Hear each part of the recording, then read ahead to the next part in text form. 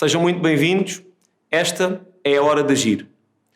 Num período em que os impactos das alterações climáticas são cada vez mais evidentes e os fenómenos climáticos extremos a cada dia mais frequentes, começamos a sentir na pele os impactos das alterações climáticas um pouco por todo o mundo. De facto, são inúmeras as geografias que reportam cada vez com maior frequência vagas de frio e de calor, secas extremas ou inundações. Começa a ser um lugar comum ouvir dizer que o clima está a mudar. E, de facto, de acordo com as previsões, nas próximas décadas as alterações climáticas serão a cada ano mais evidentes e os impactos delas decorrentes cada vez mais visíveis. As cidades, sendo espaços onde a mudança tende a acontecer a um ritmo mais acelerado, são neste cenário foco de grandes preocupações para todos aqueles que com elas trabalham e que dedicam a sua vida a estudar e a implementar modelos que as tornem mais resilientes e mais sustentáveis. Hoje, para nos falar sobre esta temática, temos connosco Gilson Paranhos, Conselheiro Permanente do Instituto de Arquitetos do Brasil, Rui Castanho, professor universitário e investigador na área do planeamento sustentável, e Paula Coelho, Secretária de Estado do Ambiente de Angola, que, juntos connosco, vão fazer parte desta Hora de Agir.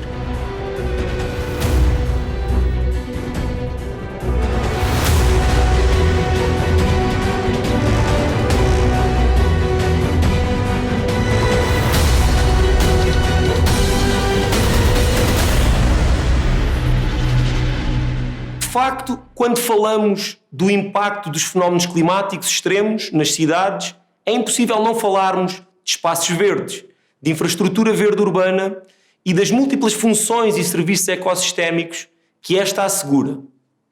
Estes têm sido, no atual contexto, um crescente impacto positivo na urbanização, e estas alterações climáticas, amplamente consideradas como um problema da sociedade, têm visto nestas estruturas verdes estruturas fundamentais, não só para o bem-estar das pessoas que vivem nas cidades, mas também para a promoção do desenvolvimento urbano sustentável e para a proteção de pessoas e bens dos impactos destes fenómenos climáticos. Gilson, neste cenário tão concreto de alterações climáticas evidentes, quais são para si os principais desafios do planeamento que as cidades de hoje enfrentam para o futuro? Inicialmente, eu queria agradecer a oportunidade, Luiz Loures e toda a equipe, de estar participando, o convite. Queria saudar meu colega Rui e minha colega Paula Coelho. Veja bem, os países, existe entre os países uma diversidade cultural, econômica e política, E, logicamente, isso leva a processos e soluções diferentes, não é isso? Eu acredito que todos nós temos tido muita ciência dessa questão, mas não temos tido a consciência. É diferente você ter ciência e você tomar consciência e atuar, concretamente. A velocidade, a outra questão que é séria são as velocidades das transformações, Essa velocidade ela tem sido maior do que a velocidade dos processos burocráticos de planejamento. No caso do Brasil, nós temos, nós temos uma questão de desnivelamento social muito séria. Nós viemos de uma cultura escravocrata, onde as classes dominantes até hoje protagonizam as legislações. E essa execução das legislações por nós, classe dominante, não atende muitas vezes aos mais necessitados. Eu acho que temos também aspectos geográficos e de meio ambiente, que nós não temos conseguido atuar efetivamente. A questão da participação efetiva dos profissionais, tanto no planejamento urbano quanto no meio ambiente, e especialmente no crescimento das cidades. No caso do Brasil, nós temos a participação de arquitetos mais engenheiros em torno de 15% do que é construído. Se considerarmos apenas o da arquiteto, nós vamos ter 7%. Um outro fator que é determinante também é a distância entre a academia e o mundo real. Nós estamos num país de 210 milhões de habitantes no Brasil e temos mais de 600 faculdades de arquitetura e urbanismo, né, incluindo as universidades. Quer dizer, esse número enorme de faculdades faz com que o ensino não consiga ter um nível superior suficientemente para que dê soluções e respostas práticas ao problema que temos enfrentado. Rui, se calhar pegando nesta resposta do Gilson e aqui numa questão ligada diretamente aos aspectos do planeamento ou até à falta dele, será que podemos dizer que os impactos que sentimos nas cidades hoje, decorrentes das alterações climáticas, são efetivamente o resultado direto destas alterações ou serão mais o efeito combinado das mesmas com as más opções de planeamento que temos acumulado década após década? Muito obrigado pela pergunta, Luís. Em primeiro lugar, gostava de agradecer à organização pelo convite que me foi dirigido, bem como também gostava de saudar os meus colegas de painel. Nesse sentido, respondendo à sua questão, acredito que seja uma combinação de ambos. Por um lado, nós temos as alterações climáticas e, por outro lado, as más opções de planeamento.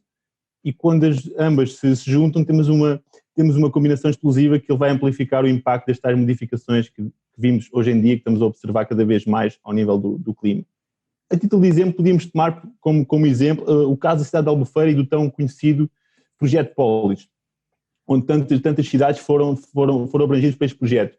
E nesta cidade de Albufeira, nesta questão específica, dentre as muitas opções e ações de recuperação e melhoramento urbano que foi dirigida a esta cidade de Albufeira, muitas delas também tentando já travar ou mitigar alguns efeitos que eram visíveis das cheias urbanas que a cidade estava a ser recorrente cada vez mais. Após este investimento público tão grande, viu-se que efetivamente o resultado prático foi nulo, ou foi muito pouco ou quase mesmo nenhum. Ou seja, onde atualmente o problema continua a ser recorrente. O que é que isto leva a crer? Leva-nos a crer que as opções que foram tomadas possivelmente não foram as mais adequadas. Porque, por outro lado, se tivermos outro projeto, a título de exemplo, como seria, por exemplo, uma evidência do projeto, também no âmbito do projeto Polis, do Parque Verde de Mondego, este liderado, a sua vez, pelo ateliê da ProApp, pelo arquiteto João Nunes, neste parque direcionado à cidade de Coimbra, onde tínhamos problemas muito semelhantes ao que se foi verificado na cidade de Albufeira, das cheias urbanas, aqui foi verificado que os impactos deste projeto foram sucesso, ou seja, foram muito positivos sobre a cidade de Coimbra. Ou seja, o que é que nos pode levar a que este tipo de questões tenham sido diferentes? Possivelmente foi a escolha das soluções construtivas e a abordagem das metodologias de planeamento que foram entre estas duas intervenções. Porque neste caso de Coimbra, ou seja, no Parque Verde do Mondego, foram utilizadas soluções baseadas em natureza, ou seja, nas Nature-Based Solutions, onde foi utilizado muito o que já existia ao nível natural, mas adaptado para que este tipo de processo pudesse ser efetivamente mitigado pelo que já existia e não optar por soluções tão rígidas como se calhar foi no caso de Albufeira. E neste caso parece-me que poderia ser um caso a tomar-se em consideração para se aprender, para não se voltar a cometer erros semelhantes no futuro, cada vez mais utilizar soluções baseadas na natureza, porque efetivamente parecem demonstrar que dão muito mais resultados positivos a este tipo de eventos. Sim, de facto, se pensarmos nestas questões, nós podemos facilmente perceber que as questões ligadas ao meio ambiente e à questão natural acabam por ter um impacto muito positivo. Mas também, Paula, é um bocadinho inegável que, por exemplo, chuvas torrenciais, a par de outros fenómenos meteorológicos extremos, estão a tornar-se cada vez mais frequentes, encontrando-se não só na origem de inundações, mas também na diminuição da qualidade da água, naquilo que é a redução crescente da disponibilidade de determinados recursos, entre os quais os recursos hídricos em algumas regiões, como é, por exemplo, o caso de Angola. Como é que a Paula acha que Angola se tem preparado para combater estes problemas? Eu antes gostaria também de tirar esta oportunidade e agradecer o convite e aos colegas que estamos a partilhar o painel e a ti, Luís, pela pergunta que nos foi colocada, dizer que toda esta dinâmica começa com uma estratégia nacional de educação e consciencialização, pois devemos aproveitar este recurso precioso nos seus mais variados níveis de distribuição, quer natural e até o impacto que ele causa para as diversas atividades que são desenvolvidas com a sua própria dependência. Nós temos estado a explorar através de programas, projetos, qualificação e aproveitamento até para o setor elétrico, olhando para aquilo que é a preservação dos aquíferos, em termos também a componente da advocacia institucional e com grande pendor na sociedade civil, para que não possamos entrar num despique do não conhecimento da água. A questão ainda ligada aos recursos hídricos versa também pela componente de capacitação através das questões de saneamento, que aí vai se aprendendo do ciclo da vida, mais propriamente no cotidiano daquilo que é o ciclo da água. Portanto, mais de uma estratégia de consciencialização na base de programas e projetos com envolvimento da sociedade civil é o que nós temos estado a fazer para nos prepararmos também. É verdade, Paula. De facto, se nós pensarmos a par daquilo que são os problemas que nós temos ao nível da questão provocada muitas vezes por estas alterações climáticas, aparecem não só problemas ao nível social, mas também problemas de natureza económica, como sejam, por exemplo, os danos patrimoniais provocados pelas alterações climáticas, que são um problema associado a esta temática, que representa já pesados encargos para a sociedade e para a economia, seja ao nível de infraestruturas, seja ao nível da própria saúde humana.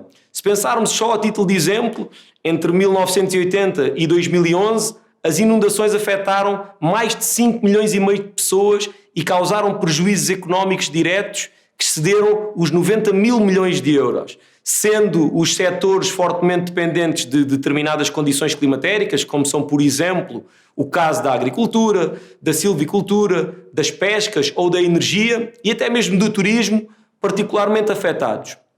Gilson, se nós pensarmos um bocadinho neste enquadramento temático, que não deixa de ser paradigmático das alterações climáticas que todos vamos sentindo, são muitos os exemplos de prejuízos diretos das alterações climáticas em diversas cidades um pouco por todo o mundo. Considera que, por exemplo, as alterações que se têm feito nas nossas cidades têm sido suficientes para mitigar os impactos das alterações climáticas? Veja bem, é impressionante a interferência e o encaminhamento que o clima faz diante de um povo, né? Eu tive a experiência ano passado de morar no Canadá e tive experiências pessoais impressionantes, assim, né? A minha cultura na América Latina é totalmente diferente da cultura do canadense, né? E nas mínimas coisas, no dia a dia, na questão de pegar um ônibus, né? Estar ao ar livre, né? De vez em quando eu me tocava que eu estava totalmente fora daquela cultura, né? Diante de um clima totalmente diferente, né? Os amigos canadenses brincavam, né, e eu achava bastante interessante, né, que em todos os países existem as estações, né, a primavera, o verão, o outono, o inverno, né, e eles brincam dizendo que lá existe 2 estações, 8 meses de neve e frio e 4 meses de obras, e obras e obras, né? Então, eu acho assim, era muito interessante a gente, como profissional, analisar a velocidade e as ações deles em 4 meses, né, interferindo violentamente e dando respostas e soluções para problemas que aqui no Brasil nós temos 12 meses para trabalhar, né? Então, assim, eu percebo que o mundo todo tem tido prejuízos enormes com essas alterações climáticas, mas nos países em desenvolvimento, essas consequências têm sido muito mais drásticas, né? As cidades brasileiras e países assemelhados têm tido um crescimento espraiado muito grande, desordenado e com baixa densidade, né? As cidades americanas também são espraiadas, mas a economia ela é totalmente diferente, a manutenção do Estado americano é totalmente diferente das nossas cidades, né? Então, eu não tenho dúvida que a gente tem que lutar muito no sentido dessa conscientização e da multiplicação dessa consciência frente a essa nova realidade, né?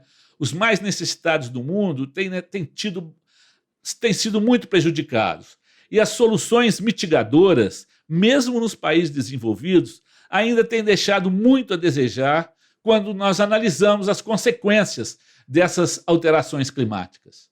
Não tenho dúvida que nós temos que ter mais consciência com relação a esse assunto. É de facto, Gilson, de facto, essa questão é uma questão muito, muito importante, até porque se nós pensarmos um bocadinho, o Gilson deu aqui o exemplo do Canadá, onde temos 8 meses de neve e 4 meses de obras, e o que é um facto é que em algumas situações geográficas deste lado do Atlântico, e até depois de termos tido uma perspectiva do outro lado, eu sei que o Rui lecionou durante algum tempo na Universidade da Madeira, e eu também sei que muitas vezes não será por falta de obra que as coisas efetivamente deixam de acontecer, não é? E é por isso, Rui, que eu lhe lanço esta pergunta. Se o Rui considera que as cheias trágicas que ocorreram na Madeira em 2010 se podem explicar na sua totalidade por erros de planeamento, porque não é seguramente por falta de obra, quando falamos da Madeira, que o erro acontece, não é? Exatamente, Luís. Não será por falta de obra na Madeira que o erro aconteceria, mas se calhar por falta de questões ao nível de manutenção e por aí. Mas sim, estas questões, efetivamente, nós sabemos que infelizmente elas são cíclicas, ok? Nós vamos ter este tipo de processos ciclicamente, mas obviamente neste momento estão mais amplificados. E possivelmente este tipo de ações de planeamento ou de falta dele, ou neste caso, possivelmente na Madeira, no caso da Madeira, de maior falta até de alguma manutenção ao nível de processo de planeamento, levou a que elas fossem ainda mais amplificadas, que o cenário trágico fosse ainda pior. Ou seja, temos exemplos como disse, é exemplo, a fraca gestão da manutenção das linhas de água, o que por sua vez leva ao estrangulamento das linhas e que vai fazer que os leitos de cheia vão transbordar de uma maneira muito mais agressiva do que seria. Mas também existem, por outro lado, também temos também mais opções de planeamento. Por exemplo, foi construído bastante edificado nos leitos, nas margens das ribeiras da Madeira, ou seja, foram zonas que não deveriam ser construídas e foi construído, o que levou a que estes cenários trágicos, que embora sejam cíclicos, ainda viessem a ser muito mais amplificados quando eles acontecem. Ou seja, hoje em dia isto nos leva a uma questão que seria, poderia ter sido poupadas bastante património e também bastantes vidas humanas, se este planeamento e também a gestão fosse conduzido de outra maneira no caso específico da Madeira, embora se calhar não conseguisse ser anulado na totalidade, obviamente, porque são eventos muito, muito violentos, mas também nos leva a ver de outra perspectiva, que seria a questão de, atualmente já não apenas podemos planear este tipo de planeamentos para um planeamento que seria normal, algo cíclico, mas também temos de planear já ou seja, temos de planear ainda um nível mais alto para tentar prever a imprevisibilidade das próprias alterações climáticas, porque já não sabemos o que vem aí, ou seja, tem que ser planeado um planeamento um 2.0, ou seja, temos que já que prever o que é imprevisível, terá que ser um planeamento um bocadinho mais à frente e terá de ser, infelizmente, neste tipo de cenário que vamos ter que viver para o futuro ao nível de planeamento urbano e este tipo de processos. Porque esta questão, se formos a ver, acontece em muitas geografias, não apenas neste caso da Ilha da Madeira, obviamente, mas temos exemplos muito recentes em Itália, mesmo na Alemanha, em Dresden, onde também foram imenso património que foi levado e muitas vidas humanas. E todos eles, se formos a ver, possivelmente não serão explicados na totalidade pelas questões das mais opções de planeamento e mais gestões de manutenção, mas também ajudou bastante a que fosse ainda pior do que já seria este tipo de eventos, sim.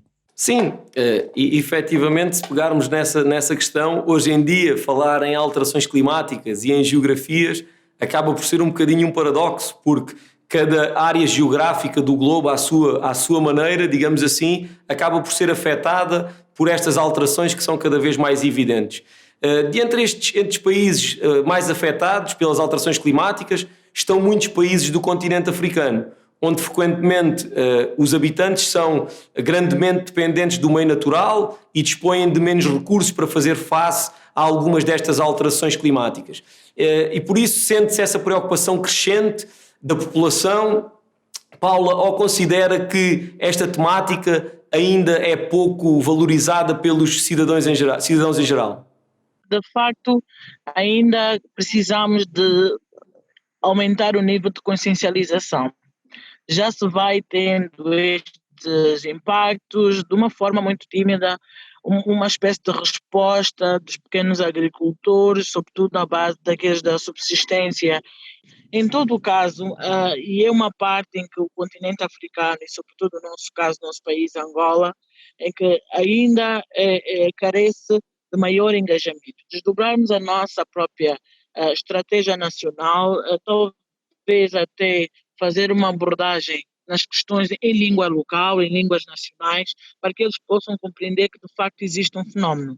Portanto, que aqui podemos dizer que há vários níveis de intervenção daquilo que é o entendimento comum. Portanto, num outro ponto de vista, o que temos estado a fazer é que o envolvimento para uma melhor percepção do impacto das alterações climáticas no país tem sido que as escolas de campo, com o apoio dos parceiros sociais, vão até o campo para explicar que neste período de tempo, por causa da seca da seca que tivemos ou das chuvas que inundou uma determinada área, nós devemos produzir utilizando este tipo de semente. Portanto, tem um contacto muito direto para que se possa fazer então esta emancipação ambiental do ponto de vista das ações climáticas nos impactos que temos estado a correr. Portanto, são ações muito diretas através de projetos e, sobretudo, os programas também na rádio e televisão, para que a mensagem possa chegar, tendo em conta que ainda há um índice muito elevado da parte do desenvolvimento da agricultura do ponto de vista rural. Muito obrigado, Paula. Fazemos agora um curto intervalo para alguns compromissos publicitários e voltamos dentro de poucos segundos. Até já.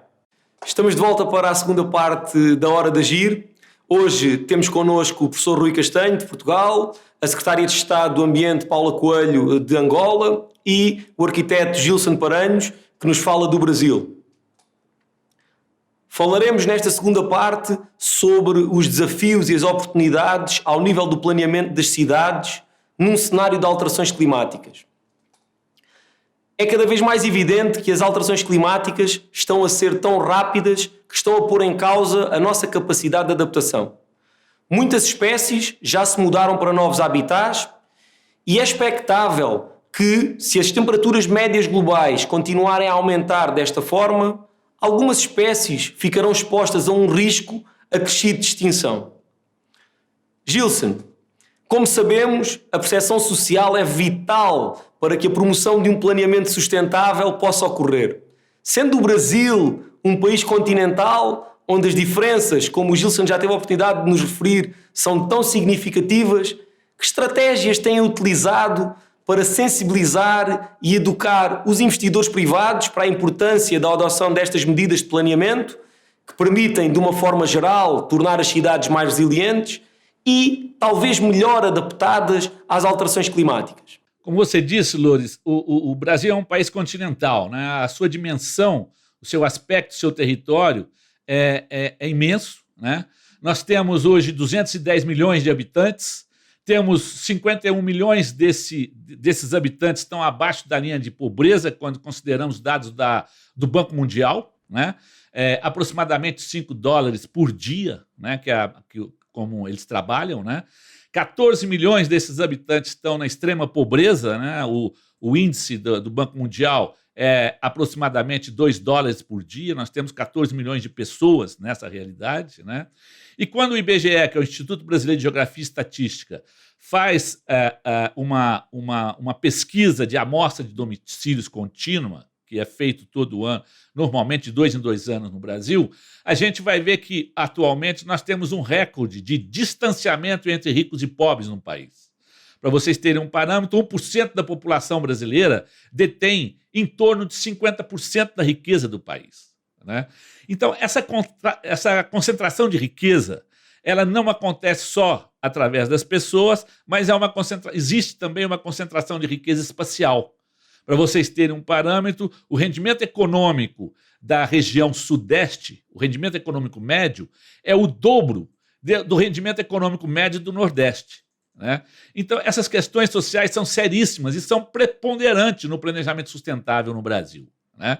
Diversas OCIPs, ONGs, empresas têm procurado trabalhar com o Brasil, né? E essa consciência, essas empresas e ONGs e o próprio governo têm trabalhado isso através de seminários, congressos, participações reais, né? Buscando soluções para esses problemas brasileiros. No Brasil, nós não temos um enraizamento cultural que tem a filantropia nos Estados Unidos, no Canadá e alguns países do mundo. É uma questão cultural mesmo, né? Lógico que países como a Inglaterra, a Alemanha, a Holanda têm participado bastante de todo esse processo brasileiro. Mas, apesar do nosso trabalho, né, nós temos trabalhado o IAB, a OAB, a CNBB, né, que são órgãos dos arquitetos, órgãos dos advogados, né, a Conferência Nacional dos Bispos do Brasil, ligada à Igreja Católica, tem sido feito esforços enormes, né, mas o país é muito grande, e mesmo com esses esforços do exterior, eu considero que os investidores privados brasileiros ainda não têm a consciência da importância da sua interferência juntos e coletivamente junto aos poderes constituídos brasileiros, né? Nossas cidades ainda não têm sido planejadas e muito menos adaptadas para atender às mudanças climáticas atuais. Pois é, Gilson. O Gilson fala-nos de uma realidade que infelizmente nós também conhecemos bem. Porque muitas vezes o que acontece é que na ausência de influência e investimento público tem cabido um bocadinho aos investidores privados o papel de fazer cidade. E nós sabemos que não é assim. E é por isso que a educação ambiental é, sem dúvida, a chave para um futuro mais sustentável e para a criação de cidades mais resilientes às alterações climáticas. E por isso mesmo, Rui, falando de futuro e tendo em conta a crescente concentração da população nas áreas urbanas, pergunto-lhe quais são, na sua opinião, as melhores formas para dar resposta a este desafio, que sendo um desafio que muitas vezes parece individual, é um desafio que é de todos e de cada um de nós, porque é também através da nossa influência que a cidade se cria e se constrói. Como é que podemos fazer diferente, Rui? Luís, totalmente de acordo. O problema é mesmo este excesso de população que temos neste caso em meio urbano, e o problema passaria mesmo por travar o crescimento populacional destes grandes núcleos. Mas o problema, estamos sempre a focar nas cidades, mas o problema não existe se calhar por termos um grande boom demográfico na cidade, mas se calhar por existir um grande êxodo das zonas rurais, uma vez mais para as cidades. E se calhar o nosso foco deveria ser focado onde está o problema, onde vê o êxodo, ou seja, focar nas zonas de baixa densidade, nos territórios rurais de baixa densidade e o porquê de não existir uma fixação de população nestes territórios. E na minha percepção, aí sim teria que ser, neste caso Portugal, posto o foco, ou seja, criar estratégias para este tipo de territórios de baixa densidade que fossem efetivamente de uma maneira que fossem apelativos a que a população pudesse ser fixada neste tipo de territórios e não permitisse que eles abandonassem este território para ir para as grandes metrópoles. Ou seja, isto de quê? Através da criação de investimentos públicos e privados nestas áreas específicas seria o mesmo fundamental para este tal sucesso territorial. Para quê? Para que jovens qualificados, principalmente os qualificados, porque podem ser, se calhar, os que têm mais poder de ser os catalisadores de alterar o território e de, se calhar, de fixarem-se neste tipo de território, não vão embora e consigam fixar-se efetivamente nesta região. Mas para isso é preciso terem condições e terem alguma segurança de futuro nestas áreas. Ou seja, isto também temos de ter em conta, porque Portugal temos uma larga área de fronteira, um território ultraperiférico com Espanha, que seriam as áreas periféricas com Espanha. Um planeamento comum seria fundamental também para tentar travar este tipo de fluxo migratório para as urbes destas regiões, mas sempre coordenado com a Espanha, porque teremos de ter este tipo também de planeamento comum devido à larga área de fronteira, porque é também onde temos muito do nosso território de baixa densidade e territórios periféricos e ultraperiféricos nesta questão de territórios rurais. E por outro lado, ainda apanhando a questão que o Lino colocou da educação ambiental, eu creio que, considerando a relevância atual das redes sociais e do marketing na sociedade, creio que deveria existir outro tipo de cuidado, ou seja, parece que existe ainda uma excessiva promoção da vida em meio urbano, ou seja, em meio de tudo o que seria o meio citadino, o meio urbano, apelando sempre a um êxodo cada vez maior para a parte do que seria todo. Vamos uma vez mais viver na cidade, em deterior do interessante seria viver no meio rural, mas também se compreende porquê, porque não existe grandes promessas de futuro para quem lá quer ficar, e neste sentido parece que existe um paradoxo, ou seja, porque por um lado nós temos uma grande preocupação ambiental neste tipo de pressão antrópica sobre as cidades, e ao mesmo tempo continuam a existir estratégias contínuas de um grande marketing e também de grande publicidade do que seria esta questão da fixação de população nas cidades. Então neste sentido parece-me que teria que existir aqui uma coerência diferente neste tipo de abordagens, mesmo a nível de educação ambiental, e se calhar também o papel das redes sociais e todo o marketing em torno de todo este processo deveria ser tomado de outro tipo de prisma. É verdade, é verdade. É verdade que as questões de planeamento acabam por estar sempre na base deste tipo de decisões, e a questão da educação ambiental acaba por ter um papel também muito, muito relevante. Se nós pensarmos, por exemplo, no caso português, é evidente que este abandono rural tem sido um bocadinho a par daquilo que tem sido as alterações climáticas, responsável pelo aparecimento cada vez mais frequente de grandes incêndios florestais, que, como sabemos, há bem pouco tempo vitimaram um conjunto muito alargado de pessoas em Portugal, e isso não deixa de ser uma posição que acaba por ter um impacto significativo na forma como nós olhamos para estes problemas, porque são problemas, e a forma como os nossos governantes têm que saber ou têm que de alguma forma influenciar para que estas decisões possam de facto reduzir o impacto destas alterações. Paula, é neste sentido que lhe coloco a minha próxima questão. Qual tem sido a posição do governo angolano relativamente à implementação de soluções mais resilientes e adaptadas às alterações climáticas?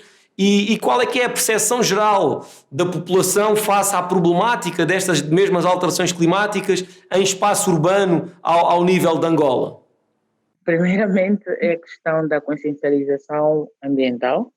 Depois há um decreto novo que versa sobre as questões do impacto ambiental, com alguma obrigatoriedade e adaptabilidade de que toda obra deve incidir sobre pelo menos até 20% a 30% na base das medidas de mitigação deste mesmo diploma, para que possamos cada vez mais reduzir o impacto e temos a resiliência das cidades. A estratégia ela foi elaborada na base de uma comissão multissectorial do ambiente, que tutela o setor do ambiente, onde em cascata vai-se fazendo a capacitação para que possa haver então o enquadramento e a sensibilidade a todos os níveis. Entre outras matérias, é a integração das alterações climáticas nos outros setores, quer do ponto de vista de indústria, para questões da mitigação, a resiliência, como o programa da qualidade ambiental que versa numa primeira etapa sobre as questões ligadas ao ar, água e solo, e também as questões relacionadas ao plano das tecnologias ambientais, que é cada vez mais evidente e presente naquilo que é o nosso dia a dia.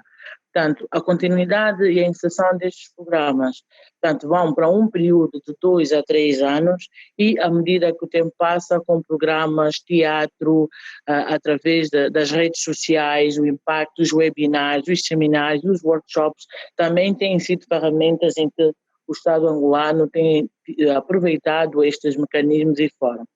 Conta disso, será mesmo realizada amanhã uma mesa redonda, para que possamos engajar também os deputados da Assembleia Nacional, os partidos políticos, as igrejas, para termos todos o mesmo nível de consciencialização sobre a matéria. Bem, vejo que tem aí uma agenda muito, muito completa e efetivamente dirigida a resolver estes problemas que, como eu tive a oportunidade de referir há pouco, são problemas que nos afetam a todos e por isso mesmo são problemas de todos nós. Estamos na reta final de mais uma Hora de Agir, e por isso vou-vos pedir um último comentário de 1 minuto. Gilson, para quem é o seu minuto final? Eu queria fazer esse minuto final encaminhado aos jovens, né? Eu digo que Deus criou o mundo e o homem criou a cerca, né? Eu não acredito na separação de territórios. Eu não acredito em muros, cercas, divisas, né? Eu entendo que a tecnologia e a pandemia nos mostraram que essa questão tem que ser pensada através de pensar o globo como um todo, pensar o universo como um todo, né?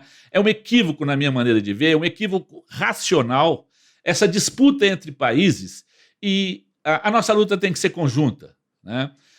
Nós temos líderes fantásticos que a gente poderia citar, como Teresa de Calcutá, podemos citar diversos líderes, Dom Helder Câmara, mas eu queria citar alguns líderes que eu entendo hoje, que é a Fundação Melinda e Bill Gates, né? Quer dizer, um dos homens mais ricos do mundo, né?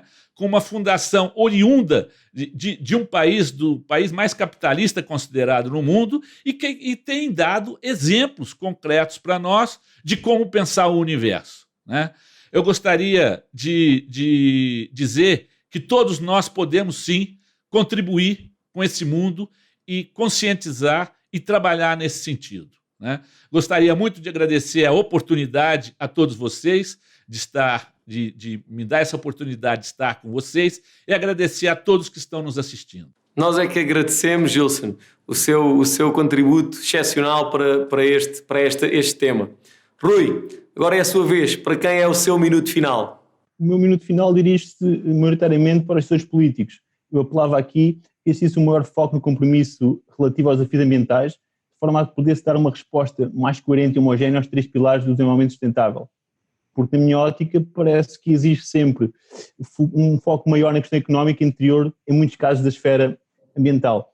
E aproveitava ainda para dar um apelo a uma maior participação pública em processo de decisão, mas neste caso não só na ambiental, como temos vindo aqui a debater, mas a decisão como um todo, mas uma participação que seja exercida de uma forma mais cuidadosa e de maneira que revele maiores efeitos práticos. Porquê? Porque, na minha opinião, parece que assistimos atualmente a muitas manifestações demasiado emotivas e com efeitos, embora tenham alguns efeitos, mas não tão práticos como seria, se calhar, se pudéssemos criar equipas multidisciplinares e que abrangessem várias esferas da sociedade em deterioro deste tipo de manifestações que nós temos vindo a assistir tempo após tempo, ou seja, nos últimos tempos muito recorrentes e que por vezes são um bocadinho, da minha ótica, propagandistas, mesmo muito próximo ao extremo. Neste caso parece que não teríamos nada a ganhar neste tipo de manifestações, mas sim se criássemos equipas de trabalho que fossem abranger diversas esferas da sociedade e que conseguíssemos envolver diversos atores de uma maneira mais coerente e que se conseguisse articular melhor para um trabalho efetivo e para irmos todos rumando em busca do mesmo objetivo. Este seria, na minha opinião, um foco que deveria ser mesmo muito considerado. E agradeço também a oportunidade de poder participar convosco e para os meus colegas de painel também pela excelente participação e quando quiserem contar comigo, já sabem, estou sempre ao vosso dispor. Muito obrigado. Muito obrigado, Rui.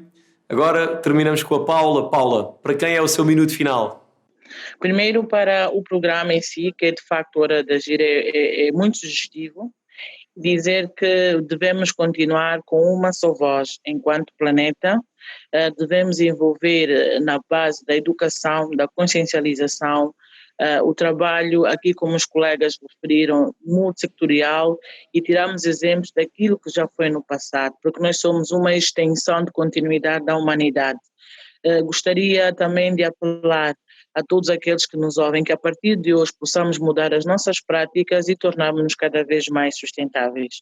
Obrigado à equipa, a toda que nos acompanhou e agradeço também mais uma vez a participação e estamos disponíveis para continuar a colaborar com o programa Hora de Agir.